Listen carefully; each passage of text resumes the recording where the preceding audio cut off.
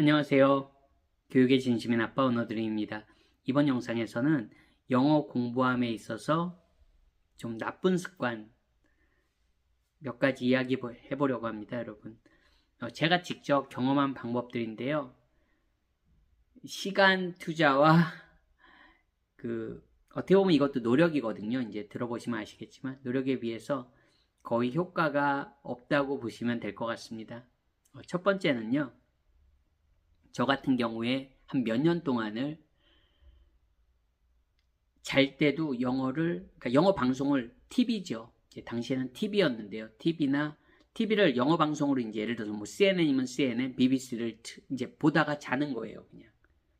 그러면 그 케이블 방송이기 때문에 계속 어떻게 보면 영어가 나오는 거죠. 제가 자는 동안. 소리를 틀어놓으니까요.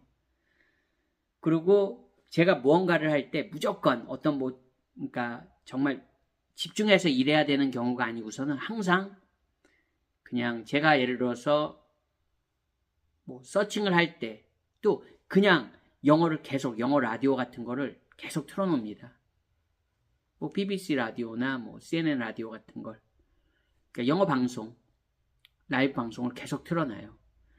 그러면 여러분, 어떤 분들은 뭐 그런 거에 효과를 보신다고 그러는데 저 개인적으로는 정말 몇 년간 그렇게 해봤거든요. 자는 동안에 그렇게 하니까 숙면을 못 취하죠.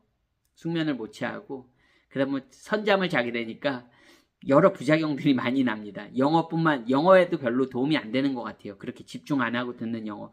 아까도 말씀드렸지만 제가 뭐 온라인상으로 그냥 어떤 검색을 할 때도 영어 방송을 틀어놓는 건 그런 것들은 뭐 5시간, 6시간 뭐 이렇게 해도 별로 도움이 안 되는 것 같습니다. 그런 방법은 정말 추천드리고 싶지 않습니다. 혹시 그런 방법을 어떻게 해서든지 내가 영어에 노출되는 시간을 늘려야지 하면서 그렇게 하시는 분들은 내가 집중 안 하고 이렇게 영어 방송을 그냥 배경에 틀어놓는 거는 정말로 별 도움이 안 된다.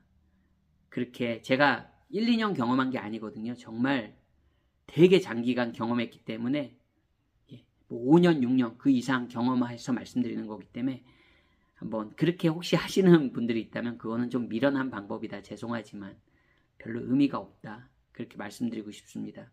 두 번째는 이런 문법만으로 접근하시는 분들 계십니다. 처음에 저희 세대가 영어를 배운 게 그러하니까 이제 또 어떻게 보면 가장 쉽게 접할 수 있는 방법들이잖아요. 그래서 이제 문법 위주로 이렇게 영어 공부하시는 분들이 계신데 문법은 그냥 그동안 최소한의 문법만 알고 계시면 됩니다. 문법 때문에 영어가 정말 문제가 되는 경우라면 그분은 정말 고급 영어를 구사하는 단계에 가서 진짜 문법이 많이 필요합니다, 여러분.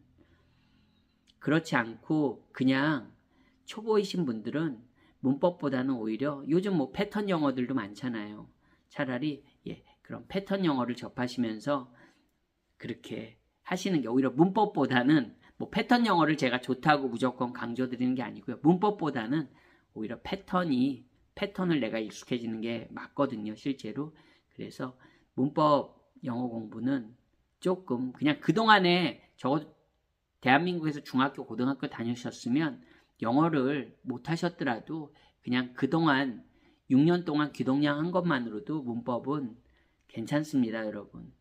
그러니까 아주 특별하게 진짜 최고급의 영어 단계가 아니라면 문법에서 많이 좌우되지는 않거든요. 그렇기 때문에 너무 문법 하시는 분들은 참고로 그러지 않으셔도 된다는 말씀을 좀 드리고 싶습니다. 그 문법에 투자하는 시간과 노력을 차라리 그냥 실용 영어에 좀 더 영어를 많이 읽고 많이 듣고 많이 말하고 많이 쓰려는 노력으로 접근하신다면 오히려 문법 공부보다 좀 더 많은 것을 얻을 수 있습니다. 그래서 두 번째는 너무 문법 하지 마시라는 거 그렇게 말씀드리고 싶고요.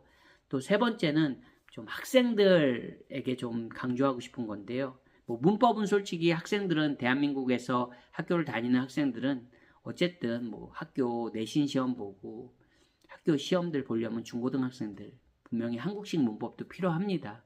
현실적으로. 아무리 그런 문법이 실용 영어에 도움이 안 된다고 하지만 학생 입장에선 나한테 당장 당면한 과제잖아요. 어떻게 그런 거를 다 무시할 수 있겠습니까? 어린 학생들일수록 나한테 중요한 게 있으니까 그거에서 좋은 점수를 받고 싶고, 그럼 문법은 포기할 수 없겠죠. 아까는 이제 성인분들 말씀드린 거고요.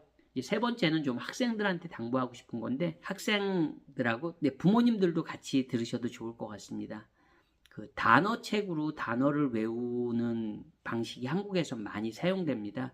근데 단어책을 통해서 단어를 외우는 게 뭐 나쁘다고 할 수는 없겠죠. 하지만 어휘라는 거는 그 어떤 문맥 안에서 내가 이해하는 게 가장 좋거든요. 즉 단어책도 어차피 단어를 효과적으로 내가 정말 공부하기 위해선 그 예문들을 봐야 됩니다. 근데 예문이라고 해봤자 한 단어당 뭐 두세 예문 있는 그런 단어책들도 거의 없습니다. 보통 한 예문 하나 정도, 뭐 많으면 2개 정도 있는데요. 그렇게 해서 예문 중심으로 외우는 거 그나마 좋죠. 단어만 달랑 외우는 것보단. 하지만 저는 리딩을 많이 해서, 즉 많이 읽어서 그 읽는 문맥 속에서 내가 어휘를 챙겨가는 게 맞다고 생각합니다. 그게 그냥 단어책으로 외우는 단어보다 훨씬 더 오래 가고, 그 문맥 속에서 내가 그 단어를 이해하는 힘도 키우고, 그렇게 단어를 공부하는 게 어휘력을 확장시키는 게 맞다고 생각합니다. 근데 이게 참 어려운 게, 그 단어책에만 의존해서 뭐 하루에 단어 50개, 60개, 뭐 100개 이렇게 외우고 단어 테스트도 보고 이런 친구들에게는 제가 지금 말하는 게 굉장히 심리적으로 불안할 거예요. 아니 그렇게 책을 읽으면서 단어를 외우면 과연 이게 내게 될까? 그러려면 어떻게 해야 됩니까, 여러분? 책을 많이 읽고 자주 읽고 어떻게 보면 매일매일 읽어야 되는 거죠. 그런 과정을 하다 보면 이게 단어 공부보다, 단순 단어책을 이용해서 단어를 암기하는 것보다 훨씬 더 가치 있는 그런 결과를 만들어내게 됩니다. 그러니까 제가 아까 말씀드린 그 3가지, 제가 직접 어떻게 보면 직접 강사로서, 그리고 제가 영어 학습자로서 몇십 년 동안 그 경험한 거를 여러분들에게 나누는 거니까요. 혹시나 그런 부분에 해당되는 분들이 있다면 그런 습관은, 나쁜 습관은 멈추시고 좀 더 효율적인 방법으로 접근해 보시면 좋을 것 같습니다. 오늘 영상도 시청해 주셔서 감사합니다. 안녕히 계세요.